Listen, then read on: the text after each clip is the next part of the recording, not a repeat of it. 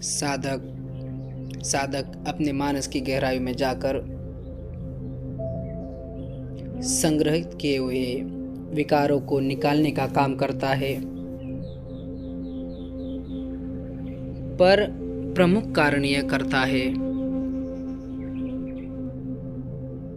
प्रमुख काम यह करता है कि धर्म को अच्छी प्रकार समझ करके उसमें स्थिर कैसे हो। धर्म में स्थिर हुए कि नहीं, धर्म में स्थित है कि नहीं, ये तो हमारा जीवन बोलेगा। धर्म जीवन में समाये।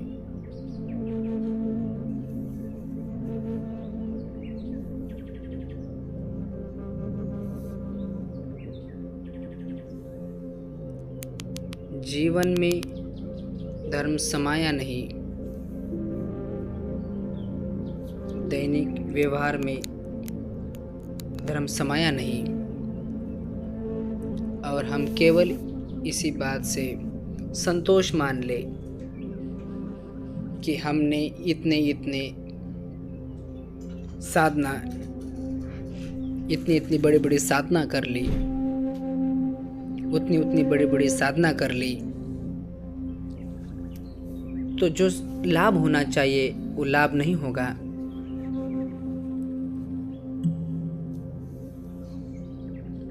किसी अन्य शिविरों में जो कुछ भी तुमने सीखा है वो सच तो यही है कि जीवन में उतरे। मनुष्य जीवन बड़ा सार्थक हो, तभी उन सभी शिविरों में जो किया वह धारण करना ही मनुष्य जीवन का सार्थक है। कि इस भव चक्र से बाहर निकलते चले जाए, निर्वाण मार्ग पर निकलते चले जाए। अनगिनत जन्मों से इस लोक चक्र में, दुख चक्र में बड़े खींचे चले आ रहे हैं, बड़े चलते चले आ रहे हैं। बाहर निकलने का अवसर आया तो बाहर निकले, तपे, खूप तपे, तपोच ब्रह्मचर्याचं अरे सच्चानद सन। यदि श्रोतापन्न अवस्था प्राप्त हो जाए तो अधोगति से बाहर निकल गए, नीचे की 4 अधोगतियों से मुक्ति प्राप्त हुई। लेकिन जब तक श्रोतापन्न अवस्था प्राप्त नहीं हुई तब तक चुल्ल श्रोतापन्न अवस्था तो प्राप्त करनी ही चाहिए। पुरानी भाषा में ये क्या शब्द आया, चुल्ल श्रोतापन्न, माने चुल्ल माने छोटा, चुल्ल श्रोतापन्न, जो अभी श्रोतापन्न माने मुक्ति के स्रोत में पड़ गया, और चुल्ल श्रोतापन्न माने धर्म के स्रोत में पड़ गया। मुक्ति के स्रोत में पड़ा हुआ व्यक्ति, मुक्ति के प्रवाह में पड़ा हुआ व्यक्ति बहुत अच्छी तरह से जानना चाहिए कि उसके 3 गुण बड़े परिपुष्ट हो जाते हैं। ये 3 गुण बड़े परिपुष्ट हो जाते हैं।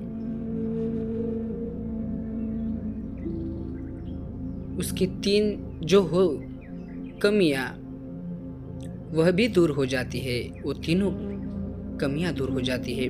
पहला तो ये कि उसके मन में अभी कोई विचिकित्सा नहीं रहती, कोई शंका नहीं रहती, कोई संदेह नहीं रहता। क्या शंका होगी इसे भी जानना चाहिए।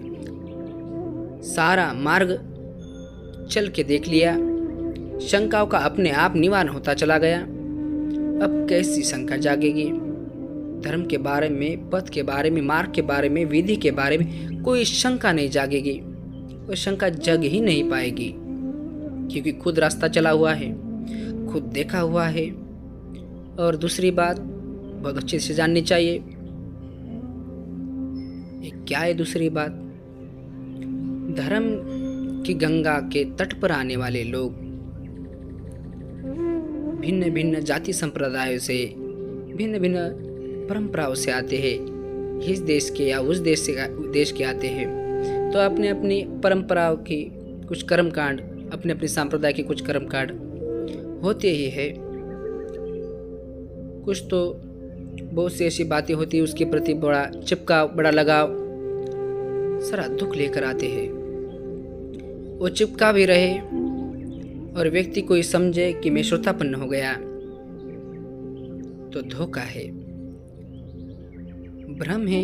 ऐसे भ्रम में ना पड़े, ऐसी भ्रांति में ना पड़े। और तीसरी बात, आखिरी बात, सक्काय दिट्ठी। क्या है ये सक्काय दिट्ठी? इसे भी जानना चाहिए। इस शरीर को, इस चित्त को, इन दोनों की मिली जुली प्रपंच को अब मैं मेरा नहीं मान सकता, मैं नहीं मान सकता। इसे मैं मेरी आत्मा नहीं मान सकता। ये शरीर में नहीं हूँ, ये मेरा नहीं है, मेरी आत्मा भी नहीं है। ये चित्त मैं नहीं हूँ, मेरा नहीं है, मेरी आत्मा नहीं है। क्योंकि बहुत काम किया, बहुत तपे, शरीर और चित्त का विश्लेषण कर करके, विघटन कर करके, देख देख के अनुभूति से जान लिया कि वह अनित्य स्वभाव अलग प्रपंच है। कहने के लिए, व्यवहार के लिए मैं कहा जाता है, मेरा कहा जाता है, पर वस्तुतः ये तो निस्सार है। ऐसा अनुभव से जान लिया, तपते हुए जान लिया। इन तीन बातों में ये व्यक्ति परिपुष्ट हो जाता है। तो चुल्ल श्रोतापन्न में ये गुण आने लगे तो ही पूर्ण रूप से श्रोतापन्न बनने लायक हुआ, नहीं तो नहीं। अभी तीन बातों में उलझा हुआ है तो श्रोतापन्न की अवस्था दूर है। अभी तो बहुत तपना है, बहुत ब्रह्मचर्य का पालन भी करना है। ये अपने आप को बार बार जांचते रहना चाहिए और जांचते ही रहेंगे। कभी संदेह है, धर्म पर संदेह है, मार्ग पर संदेह है, विधि पर संदेह है, तो कैसे मैं श्रोतापन्न बनूंगा? नहीं हो सकता। अभी कर्म कांडों के प्रति तो इतनी आसक्ति है, शील व्रत के प्रति इतनी आसक्ति है, अरे कैसे नहीं हो सकते श्रोतापन्न? अभी तो अवस्था बहुत दूर रह गई, अभी भी अवस्था बहुत दूर है। मैं मेरे के भाव में यदि मैं उलझा हुआ हूँ, अहम भाव में, मम भाव में यदि मैं उलझा हुआ हूँ, सारा निकल जाए, ये तो बहुत ऊंची अवस्था होगी। कम से कम शरीर और चित्त को तो मैं ना माने, मेरा ना माने, इतना तो ख्याल ही रहे। ये समझ में आने लगा कि नहीं? अनुभूतियों के स्तर पर समझ में आने लगा कि नहीं?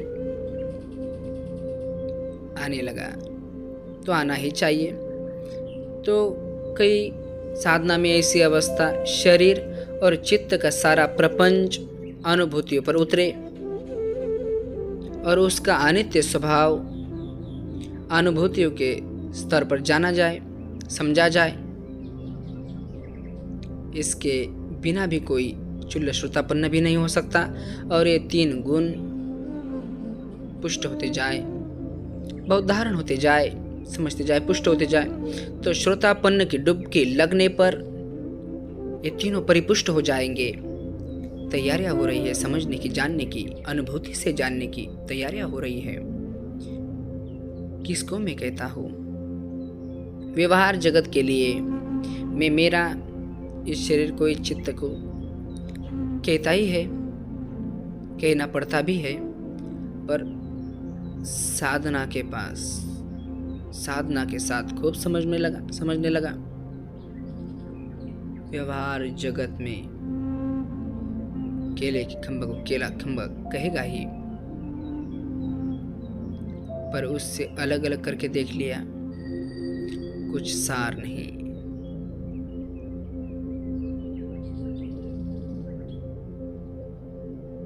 व्यवहार जगत में प्याज को प्याज कहेगा ही, पर छिलके अलग अलग उतार कर देख लिए तो क्या मैं है, क्या मेरा है, खूब समझ में आने लगेगा।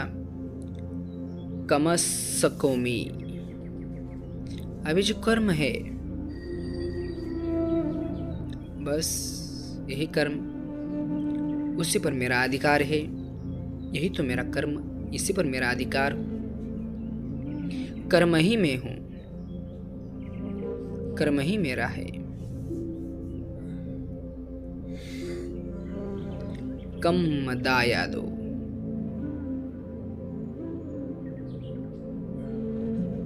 मैं अपने ही कर्मों की रियासत हूँ। अच्छा बुरा, जो पुरुष नारी मनुष्य मनुष्यतर जो कुछ हो, अपने ही कर्मों की विरासत है। सुखी दुखी जैसा भी हो, अपने कर्मों की वजह से हो, अपने ही कर्म है, अपने ही कर्म का परिपाक विपाक है, यही तो कर्म फल है। इसे तो कर्म फल कहा भगवान ने, भगवान ने इसे ही तो कर्मफल कहा, जिसे मैं मेरा कहते जा रहा हूँ। कम योनि, क्या कर्म योनि, क्या कम योनि, मेरी उत्पत्ति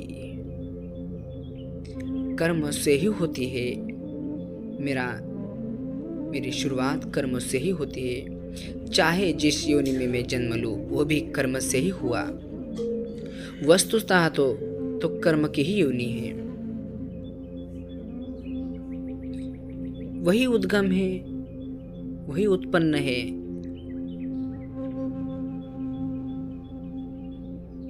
वही उत्पत्ति का स्थल है, वही तो उत्पत्ति का स्थल है। कम बंधु, और मेरा बंधु ना और कोई है, ना कोई बंधु भाई ना कोई है, ना सखा है ना सहायक है, कर्म ही तो है। जो कुछ भी बंधु सहायक जो कुछ भी कर्म ही है। मेरा बंधु भी मेरा कर्म ही है। जो मेरा बंधु मेरे साथ ही रहता है, वही मेरा कर्म मेरे साथ रहता है, तो मेरा कर्म ही मेरा बंधु है। कम पटिशरणं, बुद्धवाणी है, बड़ी निर्मल बुद्धवाणी है, और किसी की कोई शरण नहीं। पटिशरणं, और किसी की कोई शरण नहीं। अत दीप भवत अत हरणं भन्ते शरणं। क्या बुद्धवाणी, जो अपनापा जो है, और अपनापा क्या है? अपने इस सकल संचित कर्मों का समुच्चय संग्रह, यह अपनापा तो अपने कर्म का जो संचय है, उसी के गोद में बैठे हैं। कोई और शरण है ही नहीं, और कोई और शरण देने वाला भी नहीं है। जो भी व्यक्ति हमें शरण दे, ये तो होता ही नहीं, ये हो ही नहीं सकता। हमारे अपने सत्कर्म ही अपने कर्म ही हमें शरण देंगे। दुष्कर्म है तो दुष्कर्म के साथ ही दुख ही भोगना होगा। कम पटिशरणं,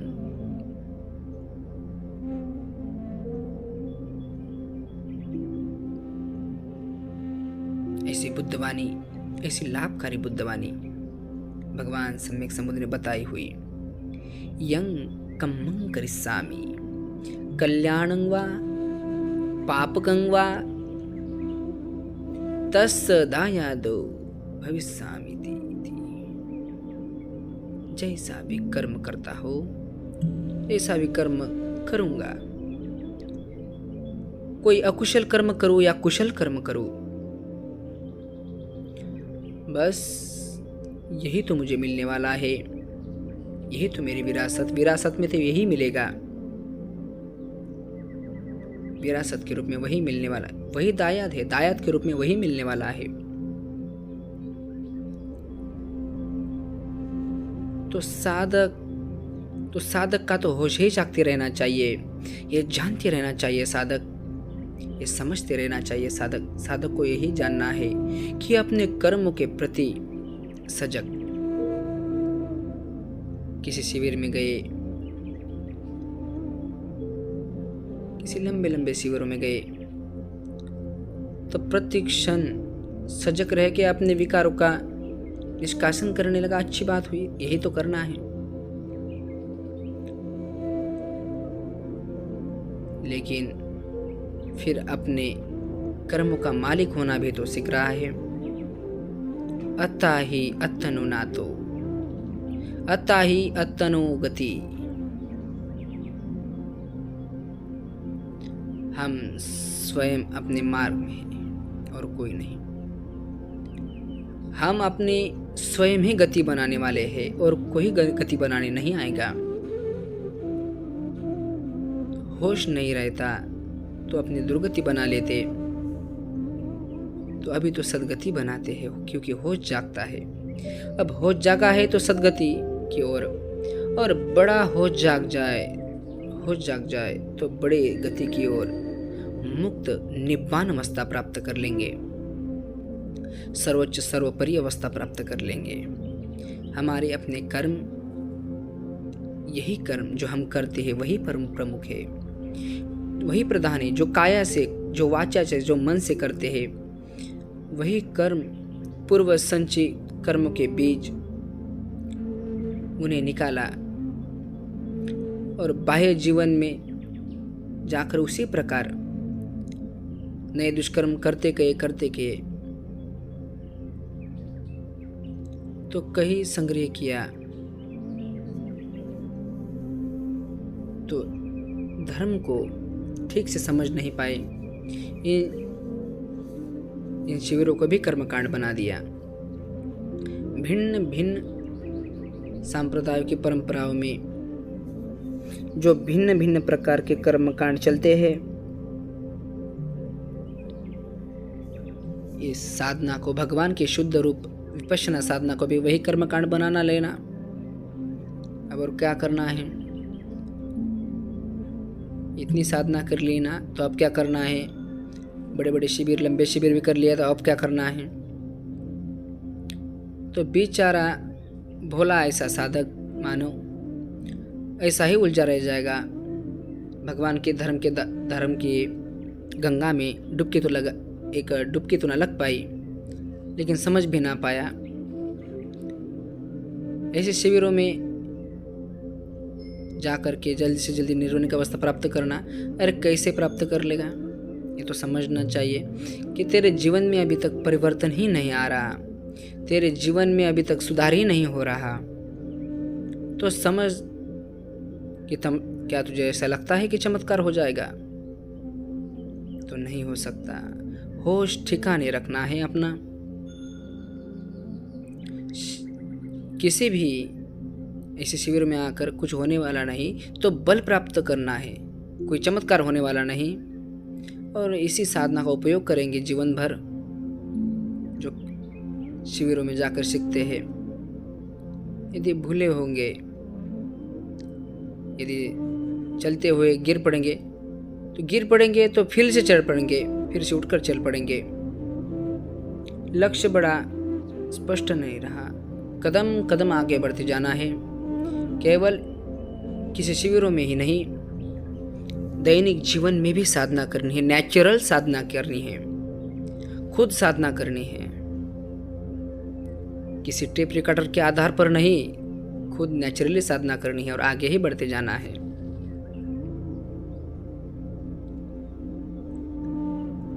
बड़े भाग्य की मानो या अपने कर्म की मानो, लेकिन बहुत बड़ी बात होती है बड़ी पक्के की बात होती है, सबसे बड़ी बात होती है, बड़ी धर्म बात होती है। इस प्रकार आगे बढ़ते रहना, यही तो धर्म बात है। शुद्ध धर्म मिलता है, मानव का जीवन मिलता है। इस मानव जीवन के साथ शुद्ध रास्ते कैसे चला जाए, तो ऐसा सद्धर्म भगवान ने बताया हुआ धर्म में भी मिलता है, जो भगवान का सद्धर्म और विपश्यना मार्ग भी मिलता है। बड़े पुण्य से प्राप्त होता है, बड़े पुण्य से ही प्राप्त हुआ। बाबा साहब ने भी 3 शरण हमें दिए, न जाने कितने जन्म खोए होंगे, और उसके बाद ये बड़ा पुण्य कर्म जागा जो बाबा साहब ने हमें 3 शरण दिए। कितने उलझे हुए होंगे हम, कितने उलझे हुए होंगे हम, जो बाबा साहब ने भी हमें ये राह दिखाई। ऐसा व्यक्ति तो बोधिसत्व ही हो सकता है।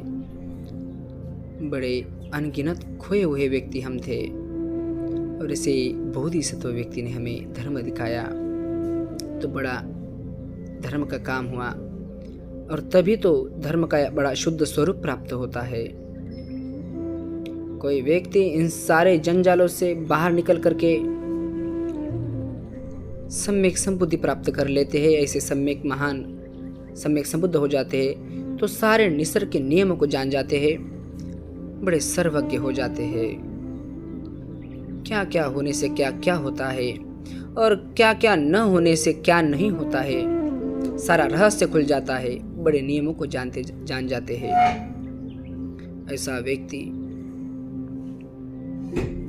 सम्यक संबुद्ध कहलाते हैं, जो बोधिसत्व अवस्था से बुद्धत्व की ओर सम्यक संबुद्ध हो जाते। ऐसी बड़ी अवस्था तक पहुंचना चाहिए, बहुत दुर्लभ है,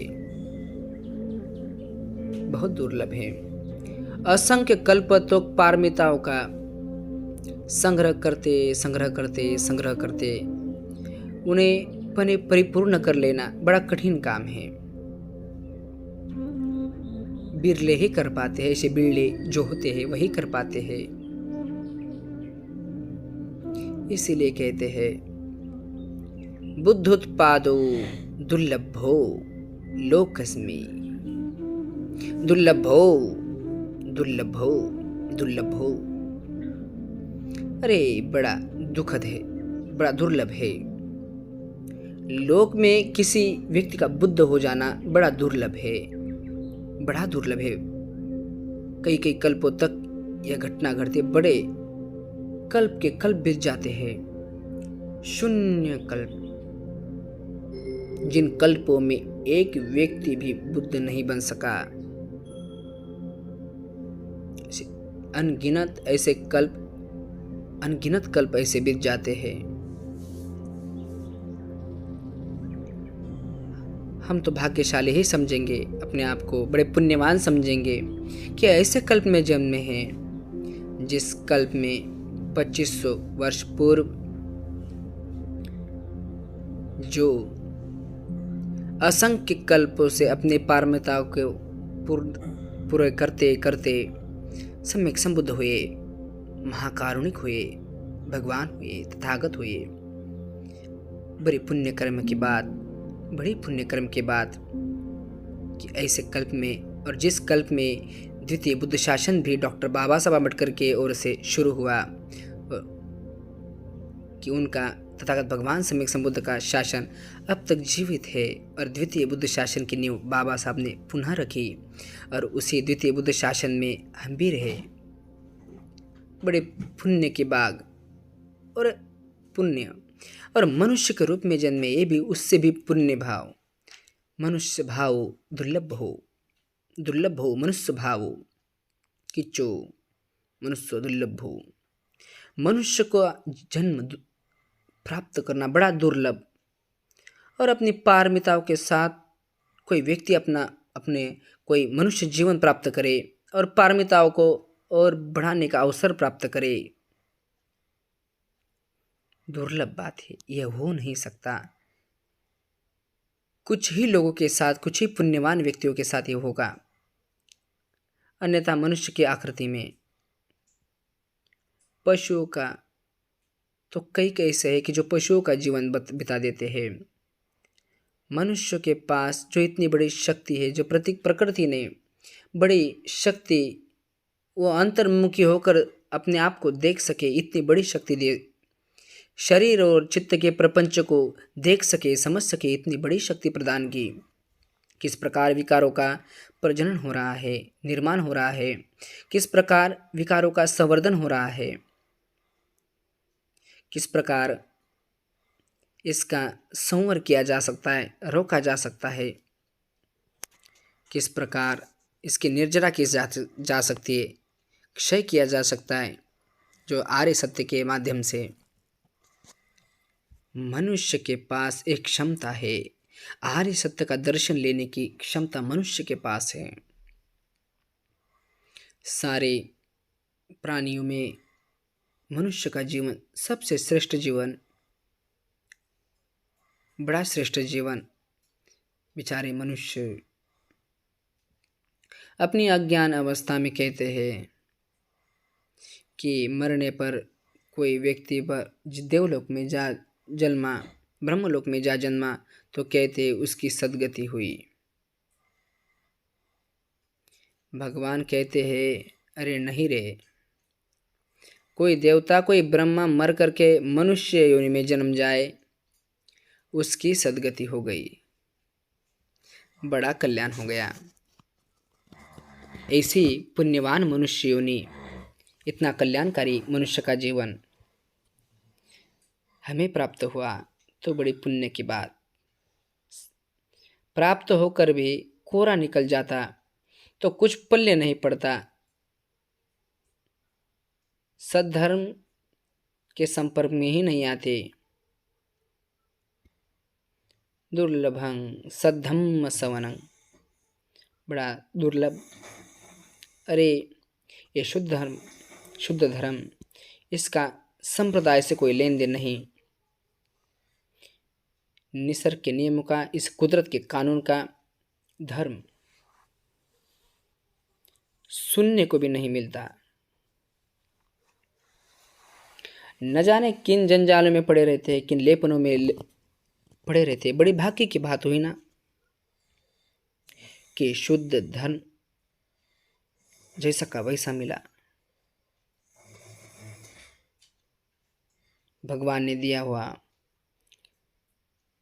दुर्लभ श्रद्धा संपत्ति, जो अभी तो कोई दिखती ही नहीं, और सुन करके भी उसकी अवहेलना करके निकल जाते तो कोई लाभ नहीं होता, कुछ समझता नहीं। लेकिन सुनकर श्रद्धा जागी ना, बात समझ में आई और साधना का काम भी किया, शील पालन का काम भी किया, कोई अंधश्रद्धा नहीं, प्रज्ञा के आधार की श्रद्धा जागी, प्रज्ञा वाली श्रद्धा जागी। ऐसी श्रद्धा जगना बड़े दुर्लभ है, हर किसी में नहीं जागती। तर्क कहता रहता तर्क करता रह जाएगा, विवाद करता रह जाएगा। हमारी मान्यता, हमारी परंपरा, ये तो आई नहीं, ये तो हुई नहीं, हमारा अमुक कर्मकांड, इसका क्या हुआ, उसका क्या हुआ, बड़े लेपन थोपे हुए। अरे वैसा का वैसा ही रह जाएगा, अज्ञानी ही रह जाएगा। इतना चिपका बड़ा होता है कि सार छूट ही जाता है। बात समझ में यदि आ जाए तो बड़ा कल्याण, तो सारा ही ग्रहण करेगा। छिलके छूटते चले जाएंगे, सार ही ग्रहण करेगा। और छिलके तो छोड़ने ही हैं, सार ही ग्रहण करना है। अभी तो अवसर मिला, तपने के लिए अवसर मिला। दुर्लभ होता है। गृहस्थ के लिए काम धंधा छोड़कर, बाल बच्चों को छोड़कर लंबे समय तक कोई जीवन जीना बड़ा कठिन। पब्बजितो दुर्लभो, पहले तो उत्साह ही नहीं जागता। यदि उत्साह भिक्षु होने का जाग भी गया तो विधि ही ना प्राप्त हो, भटकता रह जाए। यदि प्राप्त हो गई तो मार्गदर्शन ना मिले, मार्गदर्शन है तो सुविधा ना मिले। अरे कितनी बातों का संयोग हो तो बात नहीं बनेगी। बड़ी भाग्य की बात हुई कि सारे दुर्लभ सुलभ हो गए, सारे दुर्लभ सुलभ हो गए। इसी जीवन में भिक्षु बनकर नैक्य में पारमिता पूरी करनी चाहिए और पूरी करते करते सदर में धारण होना चाहिए। एवं त्रिविधि त्रिविधि ओवदति, यही तो समझाते रहे। अरे बड़ा दुर्लभ है बुद्ध का उत्पन्न होना, बड़ा दुर्लभ है मनुष्य का जीवन मिलना, बड़ा दुर्लभ है सत्य धर्म का श्रवण कर लेना, बड़ा दुर्लभ है धर्म के प्रति श्रद्धा जगा लेना, बड़ा दुर्लभ है प्रवजित की तरह प्रवचित होना, भिक्षु होना, भिक्षु हो जाना, मुक्ति के मार्ग पर, निर्वाण के मार्ग पर लग जाना, तो बहुत बड़ी बात हुई। भिक्षु होना तो बहुत बड़ी बात हुई। तो अभी तो बड़ा लाभ हुआ। जाते जाते भगवान सम्यक संबुद्ध भी विरासत में यही दे गए और हमारे कर्म भी हमें यही दे गए। यही तो दे गए। अंधदानी भिक्कवे आमंत्रे शिवा, आओ आमंत्रण करता हूँ, सुनो सुनो सुनो, ये आखिरी बोल सारे जीवन भर हमारे कल्याण के लिए बोलते रहे। ये आखिरी बोल, वै धम्मा संखारा अपमादेन संपादेथ,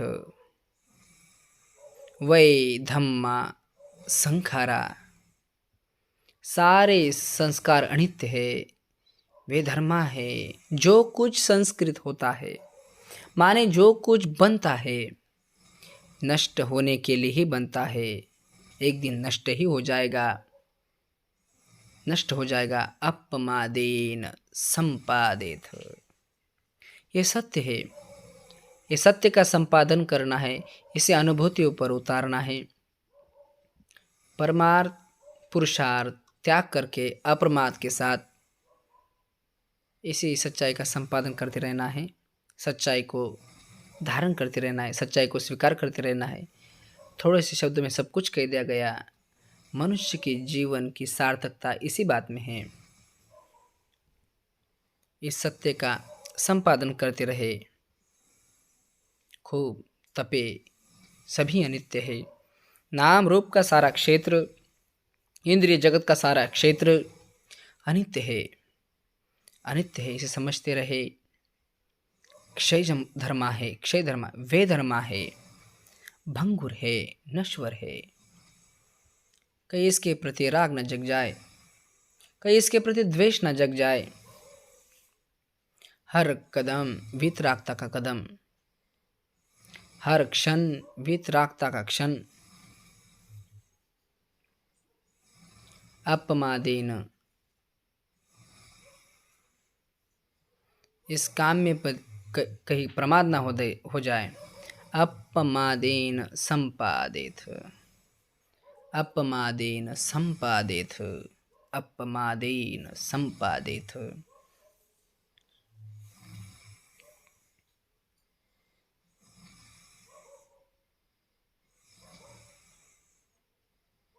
मनुष्य जीवन सार्थक करे, सार्थक करे, सार्थक करे। धर्म जीवन में उतरे, जीवन में धारण हो।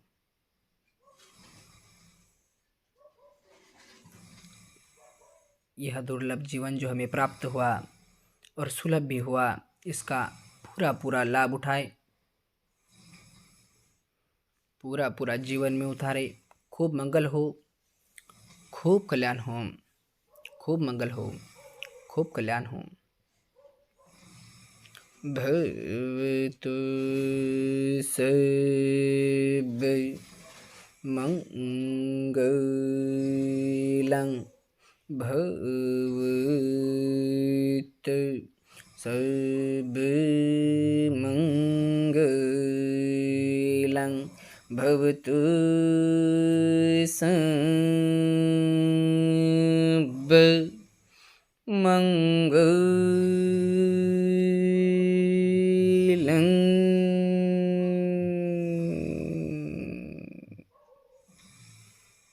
खूब कल्याण हो, सुखी निदुखा निरोगा, खूब मंगल हो, जीवन में खूब धर्म धारण हो। सभी दृश्य अदृश्य सभी प्राणी, इस लोक के या उस लोक के, सभी लोक के सभी प्राणी सभी जीव खूब धर्मलाभी हो, खूब सुखी हो, कल्याण हो, मंगल हो, खूब मंगल मैत्री, खूब मंगल मैत्री, खूब मंगल मैत्री। मंगल मैत्री के साथ खूब शुभाशीष मंगल कामना। साधु साधु साधु।